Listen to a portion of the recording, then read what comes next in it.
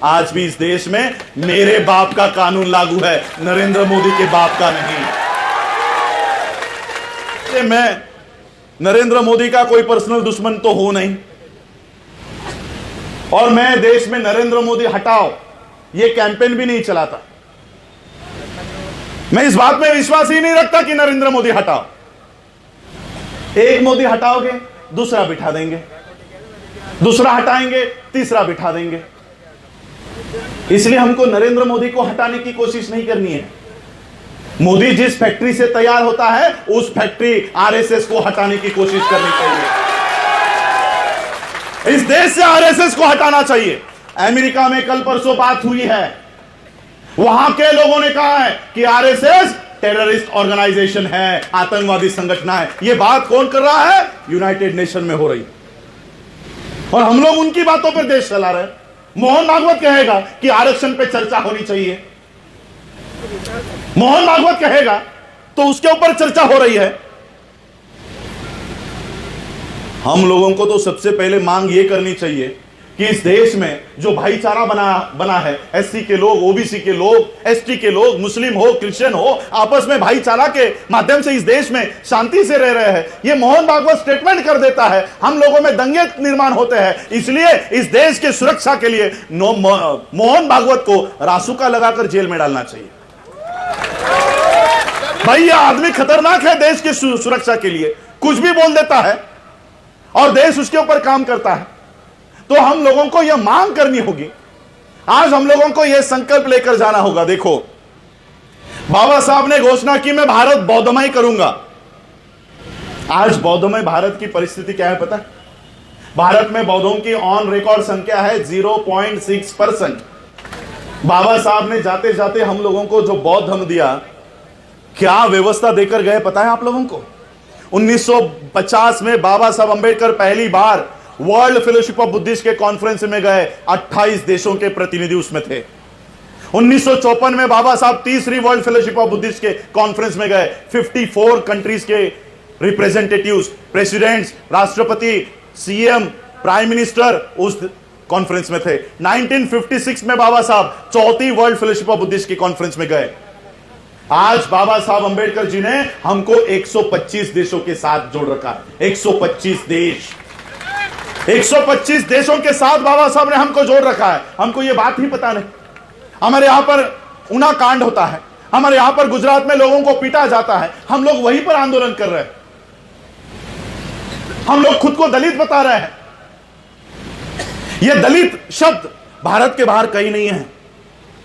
श्रीलंका में आप जाओ और पूछो दलित यहां कहां रहता है, वो कहेंगे what do you mean by Dalit. Japan में जाओ, यहां पर दलितों की बस्ती कहां पर है पूछो। चाइना में जाके पूछो यहां पर दलित कॉलोनी कहां पर है, दलित सोसाइटी कहां पर है। अरे आज हम लोग यहां पर संकल्प दिन पर आए हैं, हमको भी कुछ संकल्प आज लेने चाहिए। हमको और एक संकल्प यहां से लेकर जाना है कि हम लोग इसके आगे दलित शब्द का उपयोग कभी नहीं करेंगे। हम बौद्ध हैं और बौद्ध ही हम खुद को लगाएंगे। उना के लोगों को मारा जाता है, पीटा जाता है, नाम आता है दलितों को पीटा गया। यूनाइटेड नेशन तक यह बात गई है, कोई मदद को नहीं आया कोई मदद के लिए, क्योंकि भारत के बाहर दलितों की कोई देश नहीं है, दलितों का कोई व्यवस्था नहीं है। यही लोग अगर बौद्ध होते हैं तो इन बौद्धों का जागतिक स्तर पर आवाज उठाने का काम मैं अपने मन से करूंगा। इतनी गवाही मैं आज आपको देता हूं, और यह काम मैंने किया। मैं सिर्फ घोषणा नहीं कर रहा। बाबा साहब अंबेडकर जी के स्टैच्यू को तमिलनाडु में दिन दहाड़े तलवार से तोड़ा गया। आप लोगों ने वीडियो देखा होगा। सभी लोग व्हाट्सएप पर फॉरवर्ड कर रहे थे, निंदा कर रहे थे, लेकिन मैंने व्हाट्सएप पे कोई प्रतिक्रिया नहीं दी, फेसबुक पे कोई प्रतिक्रिया नहीं दी। जो 3 वीडियोस मुझे मिले, कोई तलवार से तोड़ रहा है, कोई बाबा साहब की मूर्ति की विटंबना कर रहा है, दिन दहाड़े पुलिस वाले भी देख रहे हैं। ये सारे वीडियो उठाए और यूनाइटेड नेशंस को भेज दिए।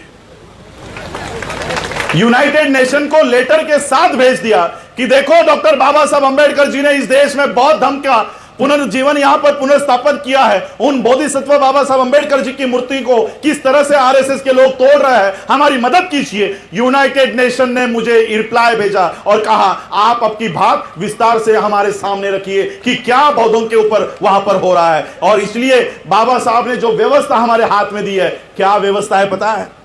हमारे बच्चे को किसी ने गाल पर भी यहां पर वडोदरा में चाटा लगा दिया। पूरे विश्व के बौद्ध आपके समर्थन में इस बड़ौदा में आ सकते हैं, इतनी ताकत बाबा साहब ने हमारे हाथों में रख दी है। इस ताकत को हमको पहचानना होगा। बौद्ध धर्म के माध्यम से इस आंदोलन को हमको खड़ा करना होगा। जापान में मैं 2018 में गया, 2017 में गया और वहां पर मैंने उनके सामने मांग कर दी है कि हमको भारत में हमारी शिक्षा बंद कर दी जा रही है, हमारे बच्चों को शिक्षा से वंचित किया जा रहा है और इसलिए हमको भारत में उस समय सम्राट अशोका के कार्यकाल में 17 यूनिवर्सिटीज हमारे भारत में थी, 17 विश्वविद्यालय थी। आज हमारे पास एक स्कूल भी नहीं है। मैंने वर्ल्ड फेलोशिप ऑफ बुद्धिस्ट के सामने मांग की है कि हमको बुद्धिस्ट यूनिवर्सिटी भारत में खड़ी करनी है। ये बुद्धिस्ट यूनिवर्सिटी भी हम भारत में ला रहे हैं। ये काम हमको भारत में बाबा साहब के ये आंदोलन पूरा करना होगा। देखो बाबा साहब अगर चाहते तो क्या शुगर फैक्ट्री खड़ी नहीं कर सकते थे? बाबा साहब अगर चाहते तो ये कपड़ों की इंडस्ट्री खड़ी नहीं कर सकते थे? Textile mill, paper industry. Baba Saheb अगर चाहते कि मुझे पैसे कमाने हैं, मुझे बड़ा आदमी बनना है, तो बाबा साहब कोई भी इंडस्ट्री खड़ी कर सकते थे। लेकिन बाबा साहब ने पैसे कमाने के लिए शुगर फैक्ट्री, टेक्सटाइल मिल नहीं डाली। मेरे समाज के बच्चे पढ़ने चाहिए, इसलिए पीपल्स एजुकेशन सोसाइटी खड़ी की। हम लोगों को उस एजुकेशनल मूवमेंट को खड़ा करना होगा। हम लोगों को इन सारे बाबा साहब अंबेडकर जी के बातों को आज खड़ा करना होगा और इसलिए इस संकल्प भूमि से हमको ये बात आज पूरी करके यहां से मन में लेकर जानी है कि बाबा साहब के अधूरे रहे हुए जो काम है वो हमको पूरे करने हैं। देखिए समय भी बहुत हो चुका है, मुझे भी अगले कार्यक्रम के लिए निकलना है। मैं जाते जाते आप लोगों को सिर्फ इतना ही कहना चाहूंगा, देखो बाबा साहब ने बड़ी संघर्ष से ये कार्रवाई यहां तक लेकर आए। बाबा साहब की आर्थिक हालात नहीं थी, बाबा साहब की शारीरिक परिस्थिति नहीं थी। 4-4 बच्चे बाबा साहब ने इस जमीन में दफना कर बाबा साहब ने ये मूवमेंट खड़ी की। बाबा साहब की आखिरी दिनों में उनकी बहुत इच्छा थी कि मेरे इस कारवा को मेरा ये समाज आगे बढ़ाए। 18 मार्च को बाबा साहब ने अपनी व्यथा आगरा के भाषण में बताई। बाबा साहब ने कहा कि बड़ी मुश्किल से मैं ये कारवा यहां तक लेकर आया हूं, लेकिन इसको आगे लेकर जाने वाला कोई भी मुझे नहीं दिखाई दे रहा। 18 मार्च को बाबा साहब कहते हैं कि मुझे पढ़े लिखे लोगों ने धोखा दिया, पढ़े लिखे लोगों ने मुझे धोखा दिया। आज बाबा साहब हमको धोखेबाज कहते हैं। जिन बाबा साहब के बदौलत आज हम लोग सूट बूट टाई कोट में घूमते हैं, बाबा साहब हमको धोखेबाज कहते हैं। क्यों? क्योंकि मेरा आंदोलन नहीं चलाता। मेरे आंदोलन की वजह से पढ़ लिख गया, मेरे आंदोलन की वजह से 10वीं पास हो गया, 12वीं पास हो गया, ग्रेजुएट हो गया, पोस्ट ग्रेजुएट हो गया, डॉक्टर बन गया, इंजीनियर बन गया। मेरे आंदोलन की वजह से बना, लेकिन मेरा आंदोलन चलाने के लिए यह आगे नहीं आ रहा। मेरे आंदोलन की वजह से यह बड़ा आदमी बन गया, लेकिन अपने घर और परिवार को ही चला रहा। बाबा साहब के आंदोलन के तरफ देखता भी नहीं।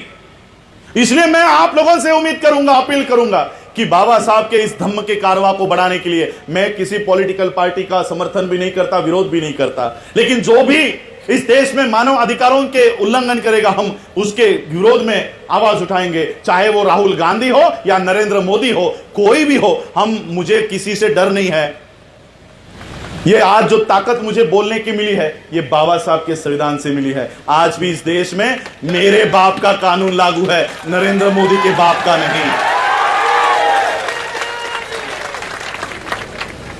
और इसलिए हमको बाबा साहब के मूवमेंट को आगे बढ़ाने के लिए आना चाहिए, बाबा साहब के धम्म के कारवा को बढ़ाने के लिए आना चाहिए। आप लोगों में, बंते जी ने कहा कि हम लोगों में फ्रैक्शंस है, अलग अलग पार्टियों में हम लोग बटे हैं, अलग अलग पार्टियों में बटे हैं। देखो आरएसएस के लोग सभी पार्टियों में हैं। मैं एक दिन आज तक पर कोई डिबेट देख रहा था, कांग्रेस के यहां से तिवारी, बीजेपी के यहां से त्रिपाठी, वो सीपीआई के यहां से कुलकर्णी, और आम आदमी पार्टी के यहां से देश पांडे, सभी ब्राह्मण अलग अलग पार्टियों से चर्चा में बैठे हैं। अगर आरएसएस के लोग सभी पार्टियों में हैं लेकिन वो अपने ब्राह्मणवाद के लिए एक होकर काम करते हैं, तो मैं आप लोगों को पूछता हूं, आप लोग अपने अपने अलग अलग पार्टियों में होने के बाद आप लोग आपस में मनमुटाव क्यों रखते हो?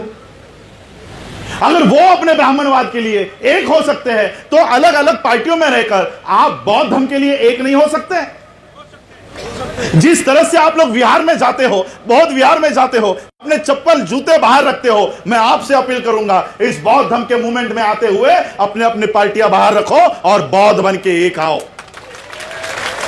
एक होकर लड़ो। बाबा साहब के इस बौद्ध धर्म के मूवमेंट को हमको आगे बढ़ाना है। पॉलिटिक्स तो इन लोगों ने हमारा खत्म कर दिया। इस बौद्ध धर्म के मिशन को आगे लेकर हमको अपने हक और अधिकार की लड़ाई लड़नी है। देखो, जाते जाते मैं एक ही आपको ब्यौरा देता जाऊंगा। आज आप लोग मेरे यहाँ पर ओएनजीसी का स्टाफ जिन्होंने मुझे यहाँ आमंत्रित किया है, बंते जी ने मुझे यहाँ पर आमंत्रित किया है, मैं आप लोगों को बताना चाहता हूं, यहां पर पढ़े लिखे लोगों को बताना चाहता हूं। कई लोग मुझे पूछते हैं कि बाबा साहब की संपत्ति क्या है, बाबा साहब की प्रॉपर्टी क्या है। मुझे पूछते हैं कि बाबा साहब के प्रॉपर्टी से आपको कितना हिस्सा मिला, क्या क्या मिला, कौन सा बंगला मिला, कौन सी कॉलेज मिली। मैं आज आपको बाबा साहब के प्रॉपर्टी के बारे में बताना चाहता हूं। बाबा साहब जब उनका महापरिनिर्वाण हुआ तब तक बाबा साहब 4 डिपार्टमेंट के मंत्री रह चुके थे। मंत्री 4 डिपार्टमेंट के 4 खाते के मंत्री थे। आज कोई एक सादा नगर सेवक, आप लोग क्या कहते हो, कॉर्पोरेटर भी कोई बन जाता है लोकल बॉडी में, तो वो 5 साल में इतना पैसा कमा लेता है कि उसके 7 पुश्ते बैठकर खा सके, इतने पैसे वो कमा लेता है एक टर्म में।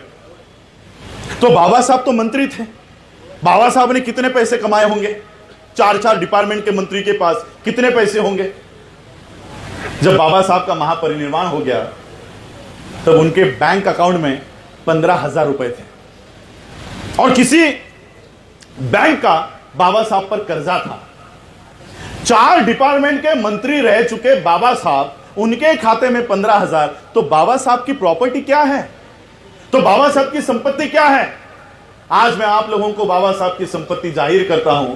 बाबा साहब के बाद इस देश में, हमारे समाज में जो डॉक्टर बने, इंजीनियर बने, प्रोफेसर बने, लॉयर बने, यह है बाबा साहब की सही संपत्ति।